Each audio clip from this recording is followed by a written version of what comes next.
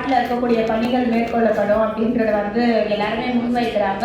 இதற்கு முன்னாடி நடைமுறையில் வந்து இந்த மாதிரி இல்லை. ஆர்டிசிஸ் கூட வந்து வார்டு கமிட்டியில் வந்து பார்ட்டிசிபேட் பண்ணுற சூழலில் தான் இருந்தாங்க.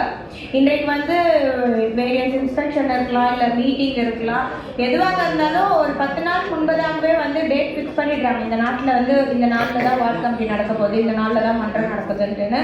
அனைத்து அதிகாரிகளும் வந்து வார்டு கமிட்டியில் கண்டிப்பாக பங்கேற்க நீங்கள் ஒரு சர்க்குலர் போகிற மாதிரி கேட்டுக்கொள்கிறேன். அதே போல் நிலைக்குழு அப்படின்றது வந்து மிகப்பெரிய ஒரு குழு. ஏன்னா சென்னை மாநகராட்சி முழுவதுமாக மேற்கொள்ளக்கூடிய பணிகள் வந்து அந்த குழுவில் வைக்கிறாங்க. மாநகராட்சி மன்ற கூட்டம் எந்த அளவுக்கு முக்கியத்துவம் அடைஞ்சிருக்குதோ அது போல் நிலைக்குழுக்கும் முக்கியத்துவம் இருக்குது. ஸோ அனைத்து ஜோனல் அதிகாரிகளும் வந்து அந்த நிலைக்குழுவில் பங்கேற்க நீங்கள் ஆணையர் அவர்கள் ஒரு சர்க்குலர் போடுமாறு கேட்டுக்கொள்கிறேன். சார், அதிகாரிகள் அவர்கள்லாம் கூட்டத்தை நடத்த வேண்டாம், ஒத்தி வச்சிருங்க.